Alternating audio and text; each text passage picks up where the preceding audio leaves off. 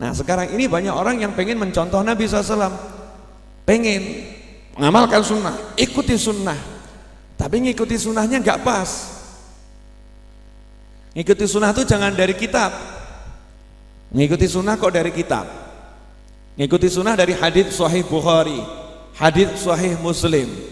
Itu namanya Anda ngikuti tulisan, bukan ngikuti sunnah. Sunnah itu ucapan, perbuatan, takrir, ya penetapan Nabi Muhammad SAW yang kita pelajari dari manusia yang ketemu Nabi, dari manusia yang ketemu Nabi Muhammad SAW. Nah, siapa manusia yang ketemu Nabi? Sahabat. Kita nggak bisa belajar pada sahabat, kita belajar pada tabiin. Kita nggak bisa ketemu tabiin, kita belajar pada tabiut tabiin. Kita nggak bisa ketemu tabiut tabiin, belajar kepada yang ikut atau lihat belajar pada tabiut tabiin. Nggak bisa kita belajar pada generasi berikutnya, belajar pada generasi berikutnya, sampai kepada ulama sekarang, yang ulama itu punya guru, yang gurunya pernah belajar pada gurunya, pernah belajar pada gurunya, ujung-ujungnya gurunya pernah belajar pada sahabat, dan sahabat belajar langsung dari Nabi Muhammad SAW. Lantas apa fungsinya kitab-kitab ini? Untuk memudahkan biar nggak hilang catatannya, kalimatnya, haditsnya seperti itu loh, tapi penerapannya bukan begitu. Penerapannya begini loh. Nah orang sekarang enggak, maunya instan. Hadisnya di mana ya?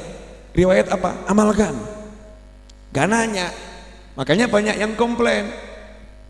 Katanya kalau sholat duha rezekinya berlimpah. Saya udah 20 tahun sholat duha pancet melarat. 20 tahun saya rajin duha, miskin selalu menyertai saya. Ini yang salah sayanya atau duhanya? Nah, kalau sholat gak mungkin salah, betul ya? Yang salah kitanya. Yang salah kitanya. Coba dilihat apa itu asbabul wurud sampai ada yang namanya sholat duha. Kenapa disyariatkan sunnah sholat duha? Coba dilihat sahabat-sahabat yang sholat duha itu para pengangguran atau bisnismen.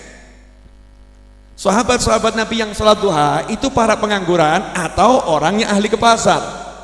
Sahabat-sahabat Nabi yang sholat duha itu orang yang nganggur atau orang yang aktif bekerja. Nabi yang mensyariatkan sholat duha itu rajin tidur atau rajin ibadah, bergerak, bersosial dengan masyarakat. Yang mana? Nah kita baru sholat duha pas nganggur. Duha nggak punya duit, duha. Begitu masuk kantor jalan nggak ada duha, nggak ada duha. Sholat duha itu disyariatkan di waktu sibuk-sibuknya manusia bekerja cari penghidupan. Artinya kamu sibuklah bekerja, sholatlah duha, nanti berkah menyertaimu, rezeki akan mendatangimu. Di saat waktumu bekerja kamu pakai untuk hadap Allah, waktu yang kamu pakai untuk hadap Allah sama Allah diganti rezeki yang berlimpah. Karena yang tadinya bisa dapat duit sekecil itu kamu pakai untuk hadap Allah, Allah ganti dengan rezeki yang berlimpah. Itu sirrud duha. Disitulah rahasia sholat duha. Bukan habis subuh baca wirid kemudian tidur, jam 8 bangun tidur sholat duha, 20 tahun tetap melarat, komplain sama kiai, komplain sama ustadz, komplain sama habib. Ini benernya ajaran Islam ini gimana sih? Duha katanya buat kaya, kok saya tetap miskin. Udah paham bedanya? Paham? Jadi praktek duha yang selama ini dijalankan ini sudah betul atau kurang pas? Ya kebanyakan orang kurang pas prakteknya. Ya mestinya ketika di kantor, jam-jam sibuknya kantor, jam-jam sibuknya kantor, jangan pas mulai kerja. Nanti kita korupsi waktu kerja, gitu kan ya? Kapan sibuk-sibuknya kantor masuk jam 8, jam 8 kurang 10. Lelah kita, mau konsentrasi, sholat duha dulu. Sholat duha dulu, 2 rakaat, 4 rakaat, Allah hargai itu. Kalau orang yang kerjanya sendiri, lagi sibuk-sibuknya, dia itu mengatur tokonya, lagi asyik noto tokonya, lagi asyik terima orang beli, kemudian dia ingat ini waktu sholat duha, dia bilang sama karyawannya, wakilin ya, Allahu Akbar, sholat dulu dia, sholat dulu.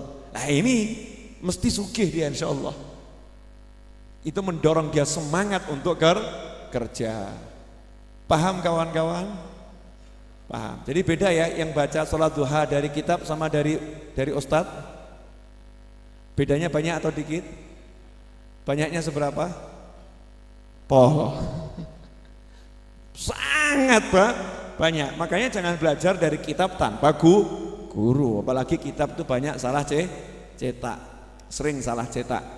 Entah itu satu huruf, entah satu kata, entah satu kalimat. Namanya juga manusia. Ada faktor manusia error atau human errornya.